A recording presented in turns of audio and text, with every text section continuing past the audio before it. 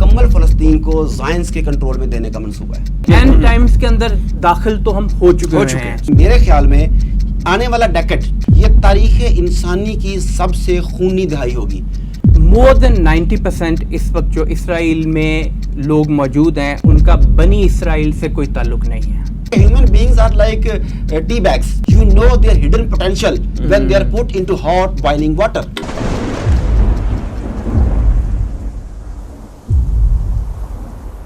زمانے کی قسم تمام انسان خسارے میں ہیں سوائے ان کے جو ایمان لائے، جنہوں نے نیک عمل کیے، جنہوں نے ایک دوسرے کو حق کی نصیحت کی، جنہوں نے ایک دوسرے کو صبر کی تلقین کی.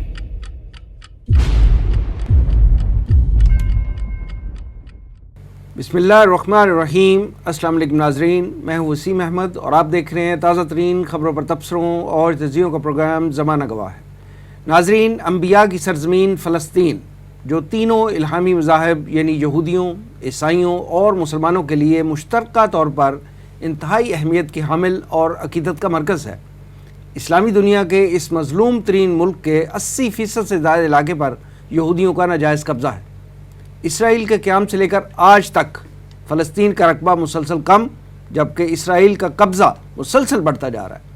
دور حاضر کے چند لا ینحل مسائل میں سب سے بڑا اور پرانا مسئلہ آزاد اور خود مختار فلسطینی ریاست کا قیام ہے، جو دنیا بھر کے مسلمانوں کے لیے ایک چیلنج کی حیثیت اختیار کر چکا ہے. نسل در نسل قربانیاں دینے والے مظلوم فلسطینیوں کو امن دلانے کے لیے کبھی کیمپ ڈیوڈ ایکارڈ کا جھانسا دیا جاتا ہے تو کبھی اوسلو ایکارڈ کے ذریعے انہیں امن کی فاختہ دکھائی جاتی ہے.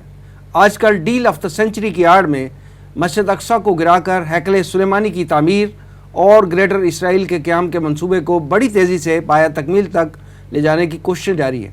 ہم آج کے پروگرام میں یہودیوں کے وحشیانہ اور گھرونے مظالم کے خلاف فلسطینیوں کی طویل جدوجہد کا تذکرہ کریں گے اور بڑی باریک بینی سے یہ جائزہ لینے کی کوشش کریں گے کہ اسرائیل مکمل امریکی پشت پناہی کے ساتھ آج کل کس گریٹر پلان کو پرسو کر رہا ہے اور آئندہ چند دنوں میں ویسٹ بینک کے کن علاقوں پر ناجائز قبضہ کر کے انہیں قانونی طور پر اسرائیل کا حصہ ڈکلیئر کرنے جا رہا ہے. اس انتہائی اہم موضوع پر گفتگو کے لیے میرے ساتھ تشریف فرما ہیں معروف دانشور ڈاکٹر محمد عارف صدیقی صاحب اور ان کے ساتھ تشریف فرما ہیں تنظیم اسلامی کے ریسرچ اسکالر جناب رضا الحق صاحب. آئیے پروگرام کا آغاز کرتے ہیں.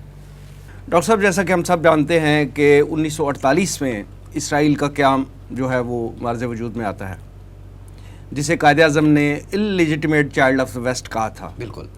سنس دین ہم دیکھتے ہیں کہ اسرائیل کا اس علاقے میں جو ہے اثر و رسوخ بھی بڑھتا جا رہا ہے اور اس کا رقبہ بھی بڑھتا جا رہا ہے. بالکل. اس کے ساتھ ساتھ جو فلسطینی مسلمان ہیں ان کا رقبہ بھی کم ہوتا جا رہا ہے اور وہ نسل در نسل قربانیاں بھی دیتے جا رہے ہیں. آپ اس پورے تنازع کی جو ہے اس کا جو ماضی ہے، جو اس کی ایک طویل تاریخ ہے اور جو اس کی موجودہ صورتحال ہے، اس پہ ذرا روشنی ڈالیے. میں تھوڑا پیچھے سے شروع کرنا چاہوں گا. جی. 1777 سے ٹھیک. جب ایڈم وائز ہرٹ نے الومیناتی کی بنیاد رکھی، ٹھیک. وہاں پہ ایک صہیونی سلطنت کے لیے ایک پلاننگ کی گئی. اس کے لیے مخصوص مقاصد جو ہیں وہ ڈیولپ کیے گئے، لاہے عمل مرتب کیا گیا. یہ سلسلہ چلتا رہا. پھر 1897 میں پورے یورپ میں ایک زائنسٹ موومنٹ شروع ہوئی، بے شمار لوگ اس میں شامل ہوئے. یہ کام چلتا رہا. پھر اب آج خلافت عثمانیہ کے سلطان حمید کے دور میں، سلطان عبدالحمید، یہودیوں نے انہیں برائب کرنے کی کوشش کی، تھریٹ کرنے کی کوشش کی کہ ہمیں وہاں پر جگہ دی جائے، رہنے کی اجازت دی جائے. اس کے جذبہ ایمانی نے نہیں مانی یہ بات، انہوں نے انکار کر دیا. پھر تختہ الٹ دیا گیا. جی. یہ سارے معاملہ چلتے رہے. پھر فرسٹ ورلڈ وار ہوئی. ایک اور بات اب بڑی مزے کی دیکھیں کہ یہ جو ہے ٹیمپلرز ہیں، جو یہودی ہیں، انہوں نے ہمیشہ صلیبیوں کو آگے رکھ کے جنگیں لڑی اور فائدہ اینڈ پہ انہیں ہوا ہے، زائنس کو، ٹیمپلرز کو، یہودیوں کو. کبھی بھی خود جو ہے فور فرنٹ پہ نہیں آئے ابھی تک، لیکن ابھی آنے جا رہے ہیں، یہ ہم اگلے بات کریں گے. یہ بھی تو وہ صلیبی جنگیں جب ہوئیں تو اس میں بھی دیکھ لیں کہ یہی تھے. جب فرسٹ ورلڈ وار ہوئی تو اس کے بعد نتیجہ جو نکلا وہ کس کے حق میں نکلا؟ وہ یہودیوں کے حق میں نکلا ہے. اس کے بعد پھر وہ سیکنڈ ورلڈ وار ہوئی. اس وقت جو انہوں نے قرضے دیے ہوئے تھے برطانیہ کو، فرانس کو، بے شمار لوگوں کو، ان کے ذریعے جو مانگنا چاہتے تھے چیزیں، وہ لارڈ روتھ چائلڈ نے مانگی تھیں. وہ بالفور کا ڈکلیریشن ہو گیا. اس کے بعد 1917 میں جی. اس کے بعد 1948 جب آتا ہے تو اس میں انہوں نے اسے جگہ دے دی. اور جگہ دیتے ہوئے عالمی طاقتوں نے کیا بددیانتی کی کہ 56% حصہ غاصبوں کو دیا اور 44% حصہ جو اصل میں وہاں کے رہائشی سے انہیں دیا. اب یہ تقسیم پسند نہیں ہے یہ عربوں کو ظاہر ہے. وہ چھوٹی موٹی پہلے لڑائیاں ہوتی رہیں, پھر وہ 6 روزہ مشہور زمانہ جنگ ہوئی جس میں عربوں کو یہ کہتے ہوئے بھی دل خون کے آنسو روتا ہے کہ شرمناک, صرف شکست نہیں ہوئی, شرمناک شکست ہوئی. ایسی شکست ہوئی جس کے بعد ان کا مورائل ہمیشہ کے لیے ختم ہو گیا. انہوں نے جان لیا کہ ہمارا آقا, ہمارا ماسٹر اسرائیل ہے, ہمیں اسی کے ساتھ رہنا ہے. اس جنگ میں اس نے مزید قبضے کرتے کرتے جو قدیم فلسطین تھا اس کے بھی 78% حصے پر قبضہ کر لیا. 7 لاکھ کے قریب فلسطینی جو ہیں اس پورے پروسیس میں جو ہیں یہ بے گھر ہو چکے تھے. اب مزید بات آگے چلتے ہیں تو 1993 میں جب انہوں نے رجسٹ کرنا شروع کیا تو پھر اوسلو معاہدہ ہوتا ہے. اوسلو معاہدے میں 2 تو فریق تھے, ایک اسرائیل اور ایک P L O Palestine Liberation Organization, اور امریکہ بطور ثالث تھا جس کو ہیڈ کر رہے تھے یاسر عرفات. ایگزیکٹلی جی. اور یاسر عرفات کو سہا عرفات لیڈو بھی جو ایک زائنسٹ خاتون تھیں. بالکل. اچھا, تو اس وقت اس کے معاہدے کے تحت 3 حصے کیے گئے, انتظامی یونٹ بنائے گئے انڈر فل پیلسٹینی کنٹرول, بالکل, انڈر اسرائیلی کنٹرول اور انڈر جوائنٹ کنٹرول. اب یہ تو معاہدہ ہو گیا, لیکن ہوا کیا کہ جو انڈر جوائنٹ کنٹرول تھا سب سے پہلے اسرائیل نے آہستہ آہستہ اس پہ مکمل کنٹرول کیا. عسکری طاقت اس کے ساتھ تھی, بین الاقوامی تھانے دار عالمی گنڈا امریکہ ان کے ساتھ تھا. تو ظاہر ہے کہ وہ سیاں بھائی کوتوال تو ڈر کا ہے کا بالکل صحیح مثال دی ہے آپ نے. تو انہوں نے سب سے پہلے تو جو جوائنٹ کنٹرول کا علاقہ تھا اس کے اوپر قبضہ کیا. جی. اس کے بعد جو پیلسٹینین کنٹرول تھا اس میں مداخلت کرنی شروع کر دی. اس میں انہوں نے زمینیں بھی خریدنی شروع کی, اس میں انہوں نے بہت سارے کام کیے. اب جب معاملہ بڑھتا گیا تو اب اسے وہ فائنل کنکلوژن کی طرف لا رہے ہیں پورے فلسطین کے اوپر قبضہ کرنے کے لیے. اور موجودہ جو صورتحال چل رہی ہے جس پہ آج ہم ڈسکس کرنے کے لیے اکٹھے ہوئے ہیں وہ اب مکمل فلسطین کو زائنس کے کنٹرول میں دینے کا منصوبہ ہے. یہ ایک مختصر سی تاریخ آپ کے سامنے آ گئی. بہت شکریہ. اس میں آپ کی اجازت سے ایڈ کرنا چاہوں گا. ڈاکٹر صاحب نے بہت تفصیل کے ساتھ پوری جو تاریخ ہے وہ زائنسٹ کی اور زائنسٹ موومنٹ کی اور اسرائیل کے قیام کی اور اس کے بعد آج جس جگہ پہ موجود ہیں ہم اور جس مقصد کے لیے ہم اکٹھے ہوئے ہیں کہ آئندہ وہ کیا کرنے جا رہے ہیں اس کے لیے اس کی بڑی تفصیل کے ساتھ انہوں نے اس ڈیٹیل ہمیں پیش کی. تھوڑا سا میں اس کو تاریخ میں اور اگر پیچھے ہم لے کے چلیں تو ہم دیکھتے ہیں کہ جو جوز ہیں ٹیمپلرز جب وہ صلیبی جنگیں کر رہے تھے اس سے پہلے یہاں تک کہ حضرت عیسیٰ علیہ السلام ان کی جو پیدائش ہے اس سے بھی پہلے کی بات ہم کرتے ہیں. قرآن پاک کے اندر جو سورہ بنی اسرائیل ہے اس کی آیت نمبر 4 سے لے کے 7 تک اگر ہم دیکھیں تو وارن کیا گیا ہے بنی اسرائیل کو 2 عذابوں کے بارے میں. اور پہلا عذاب ان کو آیا تھا نبوکدنضر یعنی بخت نصر جسے ہم کہتے ہیں اس کی ہاتھوں بیبلون سے وہ فوج آئی پوری. اس وقت حضرت سلیمان علیہ السلام کا بنایا ہوا فرسٹ ٹیمپل یہ جو جسے ہم مسجد ہی کہیں گے اس کو وہ اس کو ٹیمپل کہتے تھے جہاں پہ وہ اپنی عبادت کرتے تھے. اور یہودیوں کے لیے سب سے جو ان کی امپورٹنٹ عبادت ہے جس طرح ہمارے لیے نماز ہے ان کے لیے سب سے جو امپورٹنٹ عبادت ہوتی ہے وہ سیکریفائس ہے, اینیمل سیکریفائس کیا کرتے تھے وہ وہاں پہ. اور 600 BC میں نبوکدنضر نے وہاں پہ اس کو تباہ و برباد کر دیا, ان کو سلیوز بنایا اور وہاں سے لے کے بیبلون آ گیا. اور پھر بعد میں ان کو آنے والے وقتوں میں کچھ اجازت ملی, دوبارہ آئے, دوبارہ ریسیٹل ہونا شروع ہوئے وہاں پہ یروشلم میں اور انہوں نے پھر سیکنڈ ٹیمپل تعمیر کیا وہاں پہ. جب سیکنڈ ٹیمپل تعمیر کیا تو اسی دوران میں ان کی جو کتابیں ہیں الہامی خاص طور پہ تورات اس کے اندر اس بات کا ذکر موجود تھا کہ ایک جس کو یہ میشا یا مشاہ بھی کچھ ان کی ہیبرو لینگویج کی جو ڈائلیکٹس ہے اس کے اندر کہا جاتا ہے, ہم اس کو مسیح کہتے ہیں. ایک مسیح نے آنا ہے جس نے ان کو ڈیلیورنس دینی ہے, آزاد کروانا ہے. اچھا وہ انتظار کرتے رہے یہاں تک کہ عیسیٰ علیہ السلام جو ہے وہاں پہ تشریف لے آئے, اللہ تعالیٰ کی طرف سے مبعوث ہو گئے ایز اے رسول. انہوں نے اس وقت بھی اپنی شرارتیں ماننی کی اور اپنے تئیں انہوں نے سولی چڑھا دیا حضرت عیسیٰ علیہ السلام کو. یہ تو علیحدہ بات ہے کہ وہ اللہ تعالیٰ نے ان کو بچا دیا اور ان کو زندہ آسمان پہ اٹھا لیا, لیکن اس کے جرم کے پاداش میں بنی اسرائیل جو ہے ان کو 70 عیسوی کے اندر ٹائٹس جو کہ ایک جنرل تھا رومن امپائر کا اس نے دوبارہ سیکنڈ ٹیمپل کو بھی تباہ و برباد کر دیا. اور سیکنڈ ٹیمپل کو تباہ و برباد کیے ہوئے تقریباً 2000 سال گزر چکے ہوئے ہیں. اب صرف وہ جو دیواریں گریا ویلنگ وال جہاں پہ جا کے آپ نے دیکھا ہوگا گریہ کرتے ہیں ویسے ایسے کر کے ان کی سر چھوٹی ٹوپیاں ہوتی ہیں سر کے اوپر اور وہ گریا کر رہے ہوتے ہیں اس چیز کی. اب وہ 2000 ایئرس سے اس چیز کا انتظار میں ہیں کہ ایک سیٹ ویکنٹ ہے اور وہ سیٹ ویکنٹ ہے مسیح کی, جی, جس کے بارے میں ہم آگے ذکر کریں گے. وہ مسیح کی جو سیٹ ویکنٹ ہے اس کو پورا کرنے کے لیے بہت سارا عرصہ جو ہے وہ اس تیاری میں لگے رہے ہیں. اور اب جا کر جب کہ اسرائیل بھی بن چکا ہوا ہے, خاص طور پہ یہ ٹرمپ رجیم آئی ہے, اس کے اندر آپ نے دیکھا جوئش نیشن اسٹیٹ لا بھی انہوں نے پاس کیا پہلے, جو یروشلم جو امریکن ایمبیسی تھی وہ بھی شفٹ کرنے کی بات ہوئی. اچھا پھر یہ کہ کیپٹل بھی یروشلم بنانا ہے, اس کے بارے میں بھی بات ہونا شروع ہو گئی. ساتھ یہ کہ یہ جو مڈل ایسٹ پیس پلان یا ڈیل آف دا سینچری, اس کی ہم بعد میں بات کریں گے. خیر یہ چیزیں سامنے آنا شروع ہوئیں تو انہوں نے اس چیز کے اوپر یہاں تک کہ 2000 سال پہلے ان کی ربائز پر مشتمل جو ان کے علماء ہوتے ہیں ان پر مشتمل ایک کونسل ہوا کرتی تھی سنہردن, وہ بھی دوبارہ قائم کر دی انہوں نے کہ مذہبی فتوے بھی دوبارہ جاری کیے جانے ہیں. اب آئندہ اسٹیج کیا بنتی ہے؟ دینی اعتبار سے بھی اپنے اصل کی طرف لوٹ رہے ہیں, اپنی دینی اعتبار سے اصل کی طرف لوٹ رہے ہیں.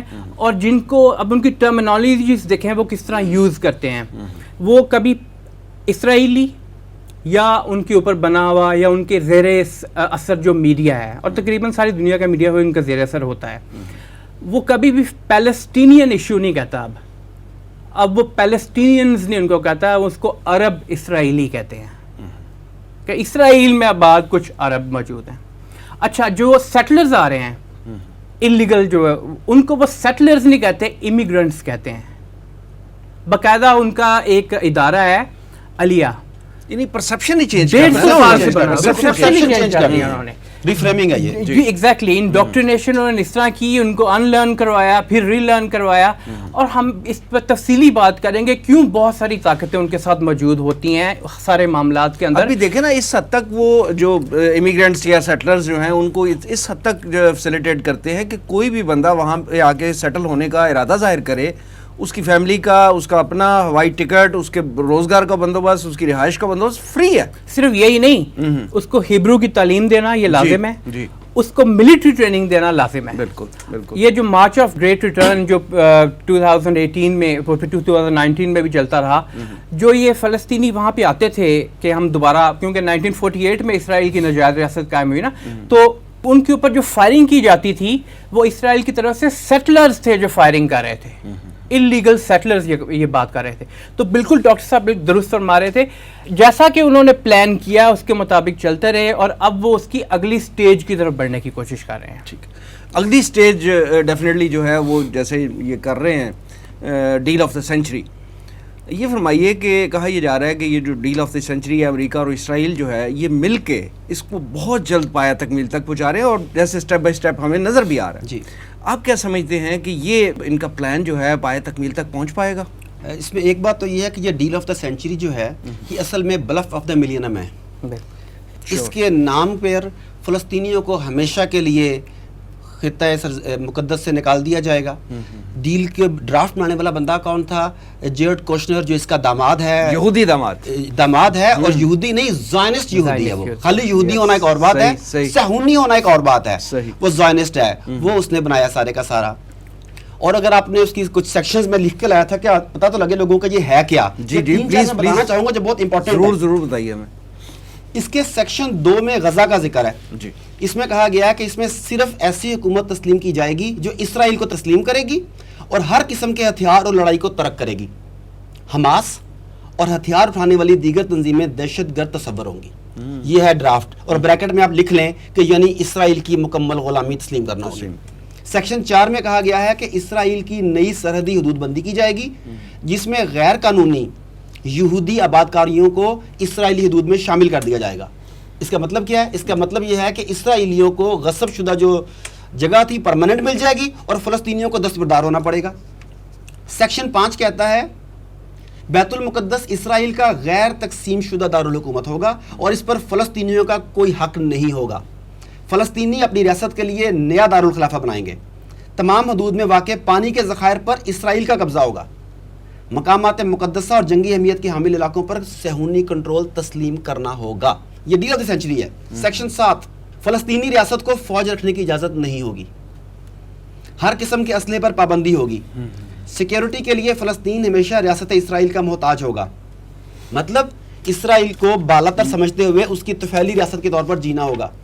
سیکشن 12 بحری بندرگاہیں حیفا اور اشود مکمل طور پر اسرائیل کے قبضے میں رہیں گی، یعنی عسکری و معاشی غلامی۔ سیکشن 16 کے مطابق بڑا امپورٹنٹ ہے، فلسطینی پناہ گزین اپنے وطن واپس نہیں لوٹ سکیں گے۔ اس وقت جو ادھر ادھر پناہ گزین لیے ہوئے ہیں نا، واپس نہیں لوٹ سکیں گے۔ جیسا انہوں نے کہا نا کہ اب وہ سیٹلرز نہیں ہیں، اب وہ امیگرینٹس ہیں، وہ بالکل بند ہو جائیں گے۔ اور اس سیکشن کے مطابق یہ تمام عرب ممالک کی ذمہ داری ہے کہ وہ ان پناہ گزینوں کو اپنے علاقے میں بسائیں، اسرائیل میں نہیں آ سکتے، عرب ممالک میں بسیں۔ سیکشن 17 نئی فلسطینی ریاست اپنی حدود میں مغربی تعریف کے مطابق دہشت گردی اور در حقیقت جہاد یا تحریک آزادی کو مکمل طور پر ختم کرے گی، ایسی تمام کتابیں اور پروگرام ختم کرے گی جس میں پڑوسی ممالک کے خلاف نفرت سکھائی جائے۔ یعنی انہوں نے نہیں کہا، یعنی میں بتا رہا ہوں یہ کہ جہاد کا نام نہ لیا جائے اور صہیونیوں کو دوست اور خیرخواہ کہا جائے، ظلم کو ظلم، جبر کو جبر، غاصب کو غاصب کہنے پر پابندی ہوگی۔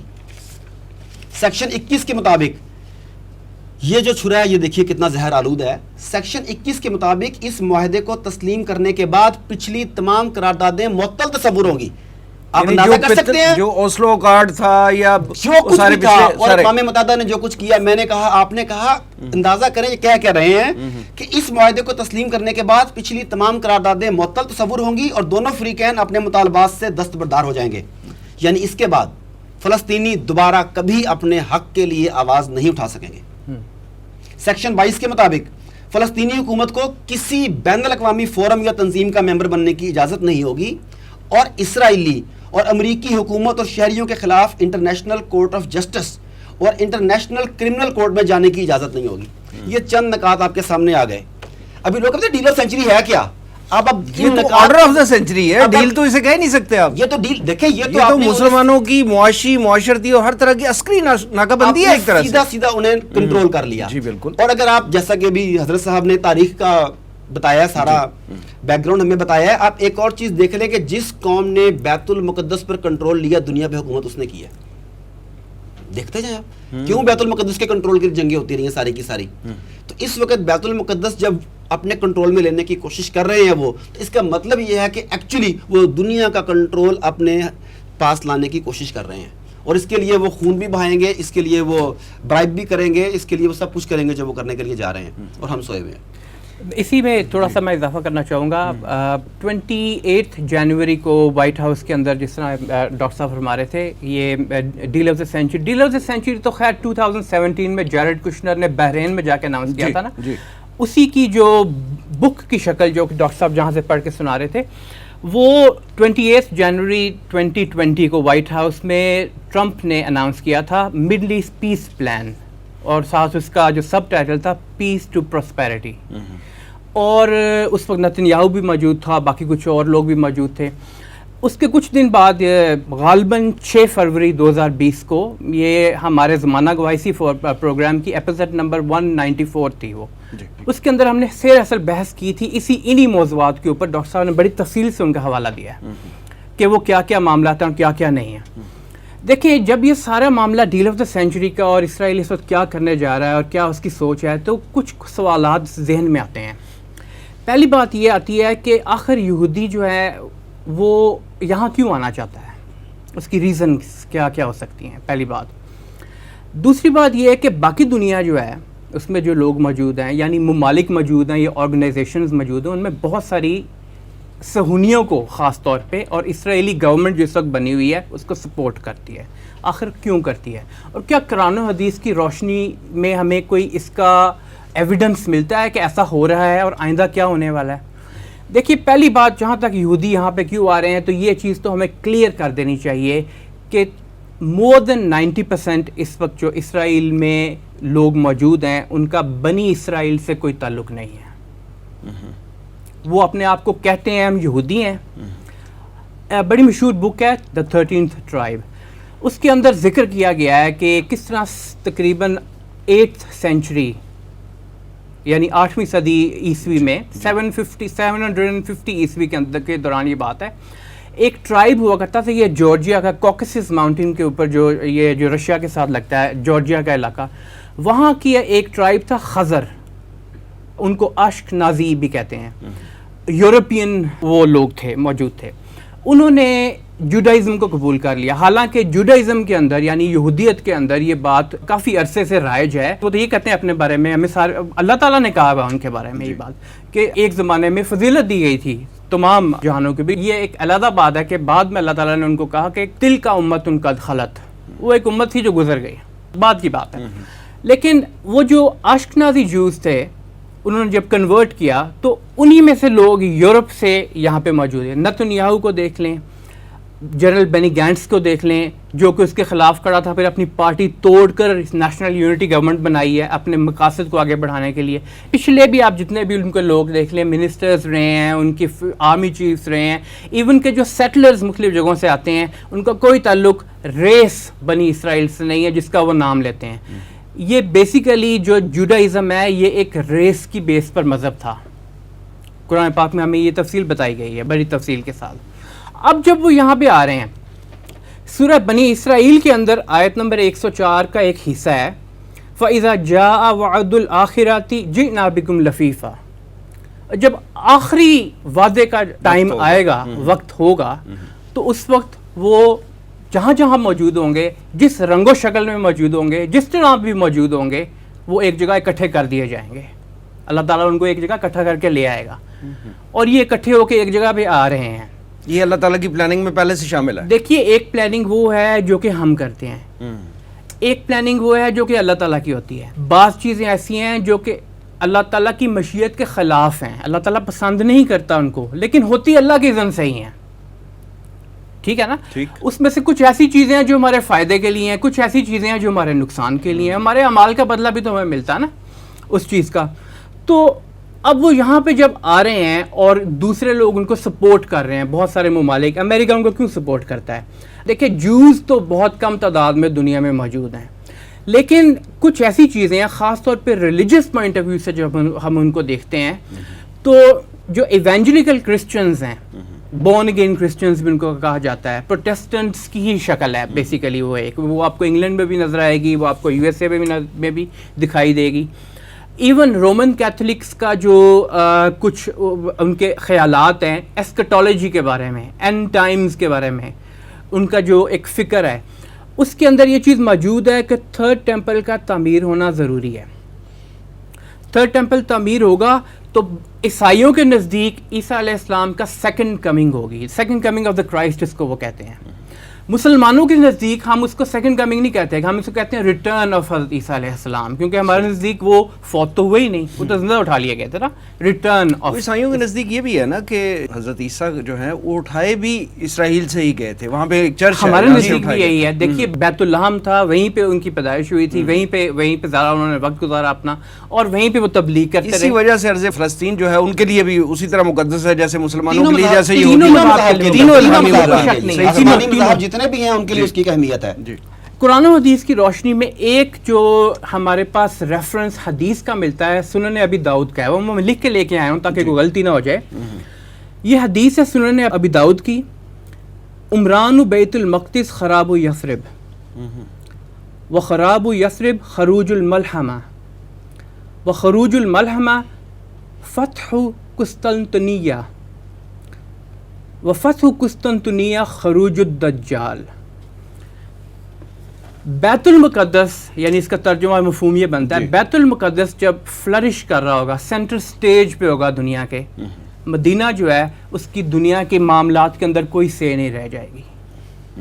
اور یہ ہمارے سامنے اس وقت ہو رہا ہے. بیت المقدس اپنی فلرش اوپر جا رہا ہے, بڑھتا جا رہا ہے, سب سے زیادہ امپورٹنٹ اس وقت فلیش پوائنٹ ہے. بالکل, مدینہ جو کسی وقت کیپٹل ہوا کرتا تھا, وہ اس کی اب کوئی اہمیت رہ نہیں گئی ہوئی اس لحاظ سے. حکومت کا کوئی معاملہ, دنیا کا کوئی معاملہ وہاں طے نہیں ہو رہا. کہا یہ گیا ہے حدیث کے اندر, الفاظ یہ ہیں, آپ صلی اللہ علیہ وآلہ وسلم نے یہ پھر آگے بتایا کہ جب یہ معاملہ آئے گا تو پھر ملحمہ شروع ہوگی, آرمیگیڈون جیسے کہتے ہیں, بہت بڑی جنگ, بہت بڑی جنگ. ملحمۃ العظمیٰ بھی کہا گیا ہے, ملحمۃ الکبریٰ بھی کہا گیا ہے اس کو. میگیڈو علاقہ ہے سیریا کا, دابک اومیک, ببلیکل لینگویج کے اندر اس کو میگیڈو کا علاقہ کہتے ہیں. وہاں پہ یہ جنگ ہوگی. جب یہ جنگ ہوگی تو معلوم یہ ہوتا ہے اس حدیث سے کہ قسطنطنیہ یعنی کانسٹینٹینوپل, ترکی کا حصہ ہمارے ہاتھ سے نکل گیا ہوگا, تو وہ قسطنطنیہ ہم دوبارہ فتح کر لیں گے, دوبارہ ہمارے ہاتھ میں آ جائے گا. اور جب وہ ہوگا تو دجال کا خروج ہوگا. اب یہ وقت کے ساتھ طے نہیں ہے, یہ ہم کوئی نہیں کہہ سکتا. تو اینڈ ٹائمز کی ساری پروفیسیز ہیں نا, دیکھیں اینڈ ٹائمز کے اندر داخل تو ہم ہو چکے ہیں. اس کی ریزن فیز میں ہے. سب سے سمپل ریزن, جو 5واں کویسچن آپ صلی اللہ علیہ وآلہ وسلم سے جبریل علیہ السلام نے کیا تھا وہ یہ تھا قیامت کی نشانیاں بتائیے. تو آپ صلی اللہ علیہ وسلم نے 2 نشانیاں بتائی تھیں. اس میں سے ایک یہ تھی کہ لونڈی اپنے مالکہ کو جنے گی, اور دوسری جب دیکھو تم کہ ننگے پاؤں بکریوں کو چرانے والے لوگ اونچی اونچی عمارتیں بنانے میں ایک دوسرے کا مقابلہ کرنے لگیں تو سمجھو کہ قیامت قریب ہے. تو یہ تو بالکل ایک اندھے کو بھی نظر آتی ہے چیز کہ یہ معاملہ سیکنڈ جو سٹیج ہے وہ سامنے آ چکی ہے. اب یہ اس پوری جو میں نے حدیث کا بھی ذکر کیا نا, اس میں تینوں سٹیجز ریلیجس ہمارے سامنے آ جاتی ہیں. اس میں دیکھیے ان کو خطرہ کس چیز سے ہے, وہ کیوں عراق پہ حملہ کرتے ہیں, وہ کیوں افغانستان پہ آ کے حملہ کرتے ہیں. ان کو یہ بھی معلوم ہے کہ یہاں سے ایک شخص نے نکلنا ہے, خلافت قائم کرنی ہے, اس کا نام ہوگا مہدی. مہدی بیسیکلی ایک ٹائٹل ہے ہدایت یافتہ, تو وہ نام اس کا محمد بن عبداللہ مہدی کے نام سے. اچھا, ان کو یہ بھی معلوم ہے کہ یہ جو ہمارا مسایہ جو سیٹ خالی ہے اس نے آنا ہے یہودیوں کو, یہودیوں کے نزدیک یہ چیز موجود ہے, اور جب تک تھرڈ ٹیمپل نہیں بنے گا اس وقت تک وہ یہاں پہ آئے گا نہیں اور ہماری حکومت قائم نہیں ہو سکتی مکمل. عیسائیوں کو یہ ہے کہ ہمارا عیسیٰ علیہ السلام کی سیکنڈ کمنگ جو ہے وہ اس وقت ہونی ہے جب یہ تھرڈ ٹیمپل بن جائے گا. اور تیسرا جو کہ ہمیں یہ اس حدیث کی روشنی میں کلیئر ہوا, اور ساتھ ساتھ یہ کہ سورہ زخرف کی آیت نمبر 61 اس کے اندر اس کا ایک حصہ ہے چھوٹا سا, وَإِنَّهُ لِعِلْمُ لِلسَّاعَةِ. یہ عیسیٰ علیہ السلام جو ہیں یہ قیامت کی نشانیوں میں سب سے بڑی نشانی ہے. انہوں نے آ کے جب جو دجال اپنی حکومت قائم کر رہا ہوگا, کب کر رہا ہوگا ہمیں معلوم نہیں ہے, لیکن کرنی اس نے ہے, اس کو ختم انہوں نے آ کے کرنا ہے. اب اس کے لیے اسٹیج سیٹ. یہ فرمائیے شنید, یہ ہے کہ اسرائیل جو ہے یہ 1 جولائی 2020 سے ویسٹ بینک کا کچھ ایریا ہے جس کو اسرائیل کا باقاعدہ حصہ بنانا چاہ رہا ہے. آپ کیا سمجھتے ہیں کہ اس کے اثرات خطے پہ کیا ہوں گے؟ ڈاکٹر صاحب نے تو فرمایا کہ مسلم امہ جو ہے وہ تو سو رہی ہے, اور انفیکٹ ایسا ہی ہے. تو اس کے اثرات کو مرتب ہوں گے اگر وہ یہ عمل کرتے ہیں, یہ ظالمانہ اقدام کرتے ہیں تو؟ وسیم صاحب بہت امپورٹنٹ کویسچن ہے. دیکھیے جہاں تک مسلمان ممالک کا تعلق ہے اور مسلمان آرگنائزیشنز کا تعلق ہے, چاہے وہ اسرائیل کے ارد گرد کے ممالک ہوں, جارڈن ہے, سیریا ہے, اس کے بعد ایجپٹ ہے دوسری طرف, تو وہ تو کسی بھی پوزیشن میں نہیں ہے کہ وہ اسرائیل کو ریزسٹ کر سکیں. کوئی تھوڑی بہت کی اگر پوزیشن ہوا بھی کرتی تھی تو یہ پچھلے کچھ عرصے میں 9/11 کے بعد خاص طور پہ امریکہ نے کچھ اپنے ساتھ ملا لیے اور کچھ کو اس طرح سے انگیج کر دیا مختلف جگہوں کے اندر, اور عراق جو تھا اس کو تباہ و برباد کر دیا جہاں سے کچھ خطرہ ہو سکتا تھا.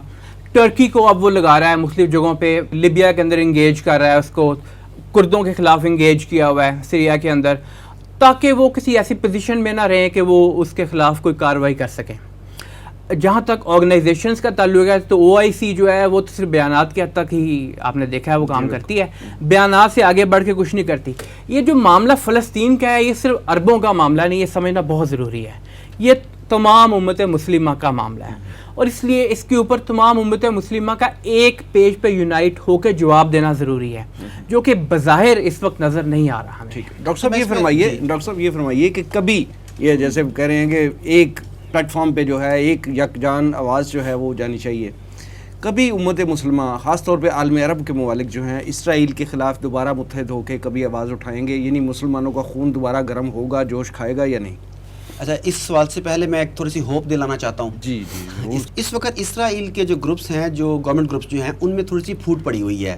اس میں ایک نئی رائے سامنے یہ آ رہی ہے کہ اس وقت 1 جولائی کو پینڈنگ کر کے اردن اور مصر کو ساتھ ملایا جائے, کیونکہ ہمارے ان کے ساتھ آلریڈی تعلقات تو ہیں. جی, تو اگر ہم نے انہیں ساتھ نہ ملایا اس منصوبے میں, ان کا کنسنٹ نہ لیا, تو سرحدی تنازعات بڑھ جائیں گے, ریزسٹنس آ سکتی ہے یہ. ہاں, تو اس لیے آپ تھوڑا سا ہولڈ کریں. لیکن جو نیتن یاہو گروپ ہے وہ یہ کہتے ہیں کہ اگر ہم نے ان سے بات کی تو ٹرمپ ناراض ہو جائے گا. ہم ٹرمپ کی ناراضگی اس وقت مول نہیں لے سکتے. خطرہ یہ بھی ہے کہ اگر یہ پینڈنگ کیا جائے تو نومبر میں اگر جو بائیڈن آ جاتا ہے تو جو بائیڈن جو ہے ڈیل آف سینچری کے اس موڈ آف کنڈکٹ کے خلاف ہے. یہ پاسبل ہے کہ وہ تعاون نہ کرے. اب اس وقت کھچڑی بچی ہوئی ہے, یہ پاسبل ہے کہ وہ 1 سے شروع کر دیں, اور یہ بھی پاسبل ہے اس وقت کہ تھوڑا پینڈنگ کر دیا جائے, کیونکہ ان کے اندر 2 گروپس بن چکے ہیں. آپ کے خیال میں ڈیل آف دی سینچری کی کامیابی کا انحصار جو ہے وہ ڈونلڈ ٹرمپ کی آئندہ الیکشن میں کامیابی سے نہیں منحصر ہے؟ وہ بھی ایک ان کی پپٹ ہے، ان کا ایک مہرا ہے، وہ تو انہیں کرنا ہی کرنا ہے، لیکن جس وقت جو نہیں، مہرا جیسے آپ کہہ رہے ہیں نا کہ اگر جیو بائیڈن آ جاتا ہے تو پھر رکاوٹ بن جائے گی. یس، تو ان کا یہ خیال ہے کہ اسی الیکشن سے پہلے اس معاملے کو نمٹا لیا جائے.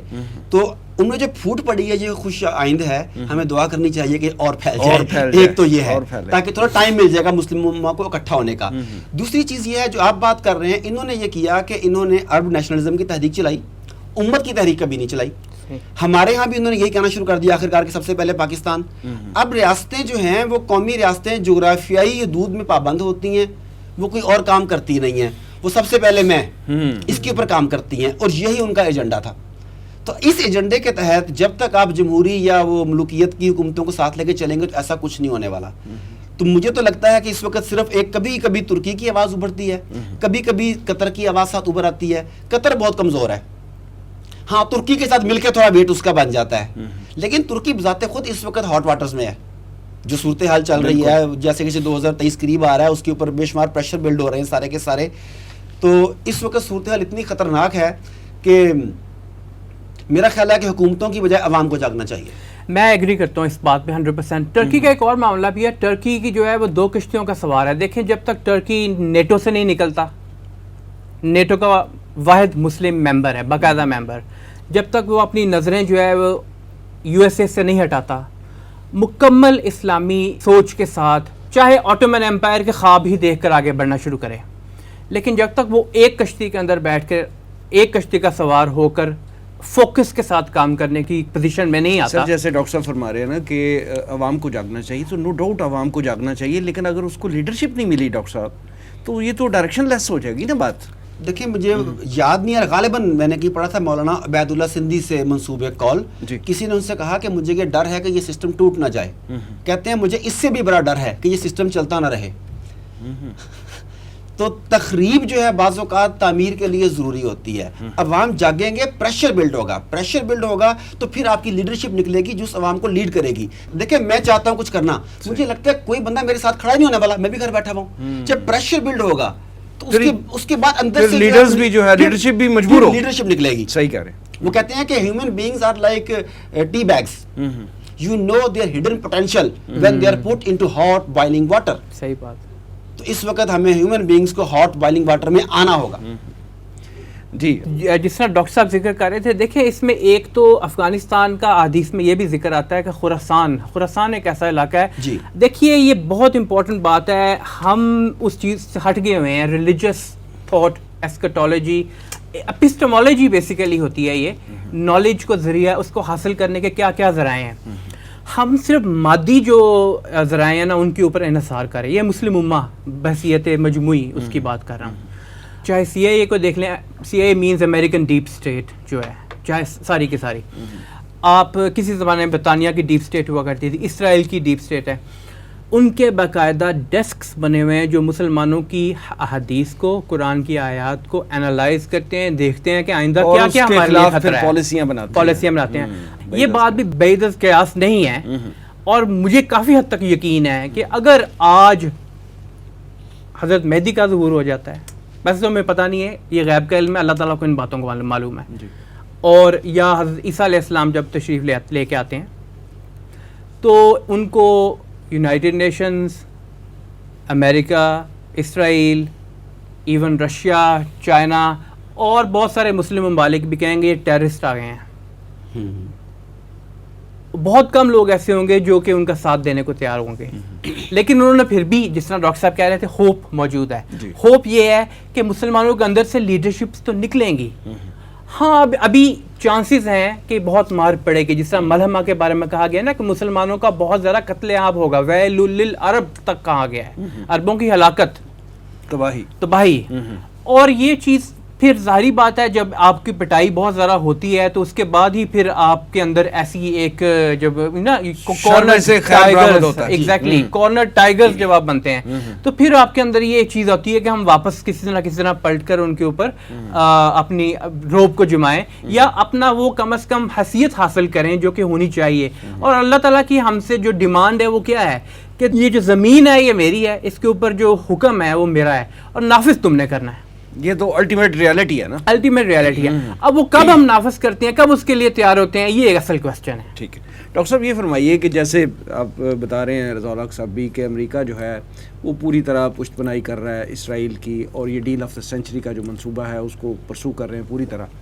تو اگر اس ڈیل آف دی سینچری کا عملی نفاذ ہو جاتا ہے تو آپ کیا سمجھتے ہیں کہ اس کے عملی نفاذ سے آرمیگیڈون, جسے الملحمۃ العظمیٰ بھی کہا جا رہا ہے یا الملحمۃ الکبریٰ بھی کہا جا رہا ہے, اس جنگ کا آغاز نہیں ہو جائے گا؟ جی ہم اسی طرف جائیں گے. اس کی وجہ یہ ہے کہ آپ تیاری کریں یا نہ کریں, وہ تو کر رہے ہیں. جی. اسرائیل دنیا کا واحد ملک ہے جو اپنے توسیع پسندانہ عزائم کا کھلا اظہار کرتا ہے. اس کی پارلیمنٹ کے باہر لکھا ہوا ہے تیری سرحدیں نیل سے فرات تک ہیں. دنیا میں کوئی ایسا ملک نہیں ہے جو سرکاری سطح پر یہ اناؤنس کرے. اچھا, اس کے توسیع پسندانہ عزائم نیل سے فرات تک کے نہیں ہیں. اس کے بعد اگلی اینٹی کرائسٹ کی گورنمنٹ کا قیام ہے. وہ جو ون ورلڈ گورنمنٹ ہے, جو ون ورلڈ ایجنڈا ہے, وہ بیسیکلی کیا ایجنڈا ہے؟ ایجنڈا 21 جو تھا, جسے ایجنڈا 2030 پہ لے کے گیا ہے, وہ یہی ہے کہ ایک عالمی حکومت کا قیام جو زائنس کے کنٹرول میں ہو. تو اگر یہ لڑیں گے تو کم مریں گے ہم لوگ, یعنی کہ مسلمان. اگر ہم سٹینڈ کریں گے تو ہمارا کم نقصان ہوگا. اگر ہم نہیں لڑیں گے تب بھی وہ ہمیں کاٹیں گے. اور میں بڑی ذمہ داری کے ساتھ اپنی پرسیپشن یہ بتانا چاہتا ہوں کہ میرے خیال میں آنے والا ڈیکڈ, جو دہائی میں ہم داخل ہو رہے ہیں, یہ تاریخ انسانی کی سب سے خونی دہائی ہوگی. اتنا خون آج تک نہیں بہا ہوگا جو ان 10 سالوں میں بہہ سکتا ہے. صلیبی جنگوں کے بارے میں پڑھتے تھے کہ وہ بعض جگہوں پہ صلیبیوں کے گھوڑے جو تھے نا, وہ گھٹنوں گھٹنوں تک خون میں ڈوب جاتے تھے. اب نئی مثالیں اب کریں گے. اگر ابھی نہ جاگے تو پھر خون اتنا بہانا پڑے گا ہمیں. تو یہ آرمیگیڈون جس کی آپ بات کر رہے ہیں, جس کی آپ جنگ عظمیٰ کی بات کر رہے ہیں, ہم بالکل اس کے دہانے پر کھڑے ہیں. یہ علیحدہ بات ہے کہ اللہ رب العزت کے نزدیک وقت کا پیمانہ مختلف ہے. ہمارے نزدیک وقت کا پیمانہ کچھ اور ہے, اللہ رب العزت کے نزدیک کچھ اور ہے, لیکن ہم ایگزیکٹ اس دہانے پر کھڑے ہیں اور کسی بھی وقت ہم اس آگ میں جھونکے جا سکتے ہیں. ٹھیک. رضا الحق صاحب, جیسے ڈاکٹر صاحب فرما رہے ہیں کہ اگلا ڈیکڈ جو ہے وہ بہت خونی ہوگا اور وہ ساری تاریخ کے پچھلے جو واقعات ہیں سب کو بلا دے گا. آپ یہ فرمائیے کہ جو اسرائیل اور امریکہ مل کے یہ جو پلان بنا رہے ہیں, اور یروشلم کو انہوں نے دارالحکومت بنایا ہے اس کا, اسرائیل کا, تو اس کو اب یہ یعنی پوری دنیا کا سیاسی اور معاشی ہب بنانا چاہ رہے ہیں, مرکز بنانا چاہ رہے ہیں. تو آپ کیا سمجھتے ہیں کہ یہ اس کی تکمیل کی طرف, اس پورے منصوبے کی تکمیل کی طرف بڑھ رہے ہیں اور یہ کامیاب ہو پائیں گے؟ مختصر سے بات کرتا ہوں سین صاحب اس حوالے سے. دیکھیے جس طرح ڈاکٹر صاحب فرما رہے تھے اینٹی کرائسٹ کے بارے میں, دجال یا اور اس کی حکومت جو ہے اس کے بارے میں حدیث میں ہمیں پتہ لگتا ہے کہ 40 دن جب اس کا خروج ہوگا اس کے بارے میں ذکر آتا ہے. ایک دن کے بارے میں کہا گیا 1 سال کی طرح ہوگا, ایک دن جو ہے وہ 1 ماہ کی طرح ہوگا, ایک دن جو 1 ہفتے کی طرح ہوگا, اور باقی دن عام دنوں کی طرح ہوں گے. تو بہت سارے جو مفسرین ہیں یا جو علم حدیث کے ماہرین ہیں, ان کی اس بارے میں رائے یہ ہے کہ یہ سمبولک ٹرمینالوجی میں بات کی گئی ہے. آپ صلی اللہ علیہ وسلم کا جو مقصد 1 ماہ کا تھا, ایک دن 1 ماہ کی طرح ہوگا, وہ تھا تاج برطانیہ کے زیر سایہ جو کام ہوا کرتے تھے. اور جب یہ امریکہ میں شفٹ ہوا تو وہ پھر 1 سال 1 ہفتے کی طرح. پھر جب جو سیٹ آف دا ورلڈ اسرائیل میں شفٹ ہوگی, یروشلم میں شفٹ ہوگی, اور وہیں سے وہ جو کچھ عرصہ گزرے گا جس میں آرمیگیڈون بھی آئے گی یقیناً, اور اسی کے اندر حضرت مہدی بھی انوالو ہوتے ہیں, اور پھر اس کے ساتھ ساتھ جو ہے اس کا دجال کا خروج ہو جاتا ہے, جس کے بارے میں یہ ذکر آتا ہے حدیث میں کہ وہ اصفہان سے خروج ہونے کے چانسز ہیں اس کے زیادہ. اب دیکھیے جب سیٹ آف دا ورلڈ بنے گی, سیٹ آف دا ورلڈ سے کیا مراد ہے؟ جب برطانیہ سے امریکہ شفٹ ہوئی تھی, United States of America after second world war, Bretton Wood accord دیکھیں آپ. بریٹن ووڈ اکارڈ 1945 میں جب ہوا تو سارا مالیاتی نظام, ایون پولیٹیکل سسٹم, اس تمام کا تمام برطانیہ اس کا مرکز نہیں رہا, امریکہ اس کا مرکز بن گیا. امریکہ مرکز رہا, اب تک ہے, لیکن اب کمزور پڑتا جا رہا ہے. چانسز ہیں اس بات کے کہ آئندہ وہ اسرائیل میں شفٹ ہوگا. اور ویسے بھی اگر آپ دیکھیں اس وقت ویپن انڈسٹری میں سب سے زیادہ جو ویپنز بیچ رہا ہے, پچھلے سال کی رپورٹ ہے INS جین کی کہ اسرائیل سب سے زیادہ بیچ رہا ہے ویپنز دنیا کے, ڈرون سب سے زیادہ وہ بیچتا ہے, میڈیا ہاؤسز سارے اس کے کنٹرول میں ہیں, زیادہ بینکنگ سیکٹر تقریباً سارا, جس طرح راس چائلڈ کا ذکر کر رہے تھے ڈاکٹر صاحب, ان کے کنٹرول میں ہے. تو بس انہوں نے یہی کرنا ہے, جہاں پہ بیٹھے ہوئے ہیں وال اسٹریٹ کے اندر, وہاں پہ لیپ ٹاپس بند کرنے ہیں اور ادھر آ کے یروشلم میں کھول دینے ہیں لیپ ٹاپس, اور سارا فائنینشیل سسٹم بھی ان کے ہاتھ میں آ جائے گا. تو ہر چیز ٹپس پہ آ گئی ہوئی ہے. میری ایک چھوٹی سی رائے ہے اس بارے میں یہ. ٹھیک ہے ڈاکٹر صاحب, یہ فرمائیے کہ جیسے رضا الحق صاحب بتا رہے ہیں کہ انہوں نے تو لیپ ٹاپس جو ہے اب کھولنے ہیں اور وہاں پہ جا کے جو ہے وہ نیا مرکز قائم کر دینا ہے. تو یہ فرمائیے کہ کیا واقعتاً ایسا ہو پائے گا کہ دنیا بھر کا مرکز جو ہے سیاسی بھی اور معاشی بھی یہ یروشلم بن پائے گا؟ جی اسرائیل ایگزیکٹ اسی طرف جا رہا ہے کیونکہ گریٹر اسرائیل کا مقصد ہی تبھی پورا ہوتا ہے. اس میں آپ دیکھیں ابھی جو مرڈر ہوا ہے وہاں پہ جارج فلائیڈ کا مرڈر ہوا ہے, اس نے پہلے امریکہ کو بہت زیادہ کمزور کیا ہے سیاسی طور پر بھی اور کچھ اور معاملات میں بھی. ایک آدھ اسٹیٹ نے علیحدگی کا اعلان بھی کر دیا جسے وہ عام نیوز میں نہیں آنے دے رہے. بہت زیادہ آتشزگی ہوئی ہے, بہت زیادہ لوٹ مار ہوئی ہے. اس کے بعد آپ چین کو دیکھیں, چین لداخ میں گیا پوری دنیا نہیں بولی. اچھا کچھ نہ کچھ معاملات یہ انڈر گراؤنڈ چل رہا ہے نا, اس کا مطلب ہے آپ کسی ریڈی والے سے بھی پوچھو سپر پاور کون ہے, وہ کہے گا امریکہ. اس سے پوچھے امریکہ کے بعد کون, وہ اسرائیل کا نام نہیں لے گا, وہ کہے گا چائنا. اب جب تک امریکہ اور چائنا آپس میں نہیں الجھتے یہ دونوں کمزور نہیں ہوں گے, دونوں کمزور نہیں ہوں گے, پاور سینٹر اسرائیل شفٹ نہیں ہو سکتا. اب جو بایو وار شروع ہوئی, جو کرونا وار سے شروع ہوئی, جیسی بایو وار, میں اسے بایو وار کہتا ہوں, صحیح, اس میں بھی ان دونوں ممالک نے کھلم کھلا آفیشیلی ایک دوسرے کے اوپر الزام لگایا. یہ دونوں ممالک پیچھے چلے گئے. اس کرونا کے پیریڈ میں پوری دنیا کی اکانومی برباد ہوئی, صرف ایک ملک بچا جس کا نام ہے اسرائیل. 28 کھرب پتی جو زائنس تھے ان کے اساس سے اس پیریڈ میں 30% بڑھ گئے. کیا کمال کی بات ہے کہ پوری دنیا کی اکانومی ڈاؤن جا رہی ہے, 50% بے روزگاری ہو گئی ہے اور ان کے کھرب پتیوں کے احساس سے بڑھ گئے. وہ کیسے بڑھ گئے؟ پھر 15 یورپین ملکوں نے اس وقت جب اس سارے کرائسس میں کہا کہ ہم اسرائیل کی طرف دیکھ رہے ہیں کہ وہ کسی بھی طریقے سے جو ہے ہمیں ہیلپ آؤٹ کرے. تو جب تک امریکہ اور چائنا کمزور نہیں ہوتے پاور سینٹر وہاں شفٹ نہیں ہوگا. اور جو ہنگامے اس وقت ہو رہے ہیں ایگزیکٹلی اسی وجہ سے ہو رہے ہیں. چائنا میں دیکھیں 1000 سے زائد اسرائیلی کمپنیاں وہاں پر کام کر رہی ہیں اس وقت. اس کا مطلب ہے کہ چائنیز اکانومی بھی انڈائریکٹلی انہی کے کنٹرول میں ہے. تو ہونے یہی جا رہا ہے. اب جو ڈیجیٹل کرنسی کی بات ہوگی اسے کون لیڈ کرے گا؟ وہ لیڈ کرے گا WHO اور یہ UNO اور اس طرح کے تمام ادارے کس کے ماتحت ہیں؟ زائنس کے ماتحت ہے, وہی ان کی ڈونرز ہیں. تو پاور ابھی انڈائریکٹلی ان کے پاس تھی. اتنے پاورفل ہیں کہ کلنٹن نے ذرا سا سار اٹھایا تو مونیکا لیونسکی جو ہے وہ اپنے سکینڈل کے ساتھ سامنے آئی.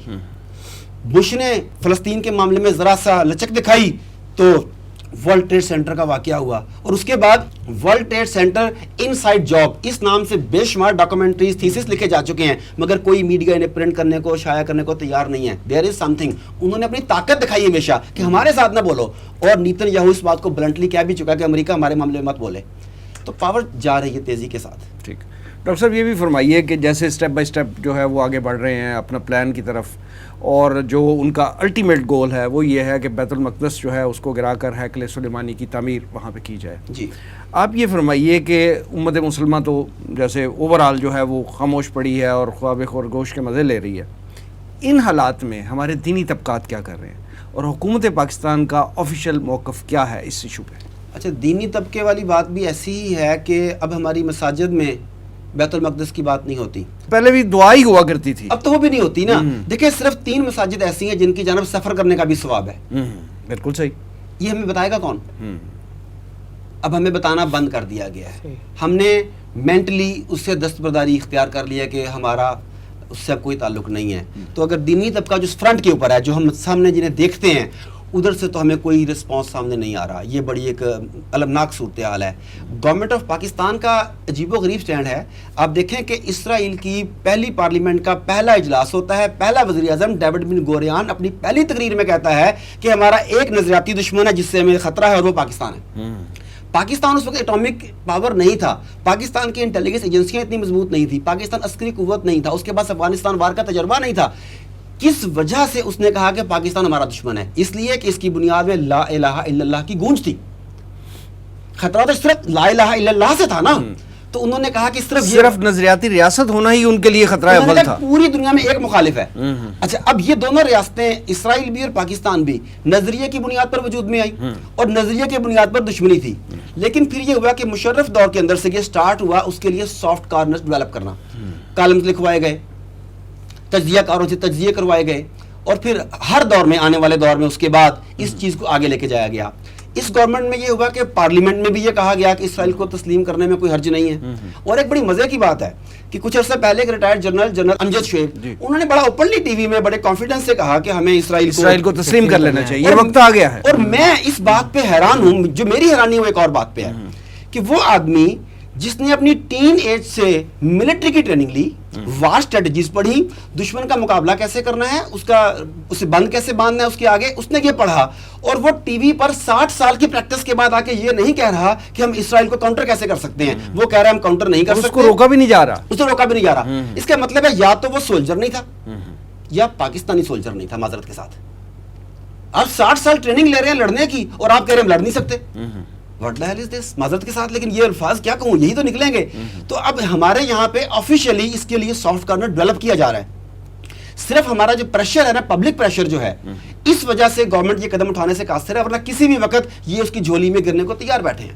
رضا الحق صاحب فائنلی یہ فرمائیے کہ کیا عرض فلسطین کے مسلمانوں کی جدوجہد کامیاب ہوگی اور کبھی فلسطین آزاد اور خود مختار ملک جو ہے وہ بن پائے گا؟ وسیم صاحب, اگر تو اس وقت کے معروضی حالات دیکھیں تو جواب تو غالباً یہی بنے گا کہ نہیں, ابھی تو بظاہر دکھائی نہیں دے رہا. لیکن یہ ہے کہ اللہ تعالیٰ کی ذات سے امید ہونی چاہیے, اور پھر قرآن و حدیث کی روشنی میں جب ہم اس بات کو دیکھتے ہیں تو ہمیں بہت کلیئرلی دکھائی دیتا ہے کہ ایک وقت آئے گا. اس سے پہلے بہت مار پڑتی ہے مسلمانوں کو, حدیث اور قرآن کے اندر واضح موجود ہے یہ بات. سورہ کہف کی جو دوسری آیت ہے, قیوما لینذر بأسا شدیدا, ڈراتا ہے اللہ تعالیٰ تم کو ایک بہت بڑی جنگ سے جو ہونے والی ہے.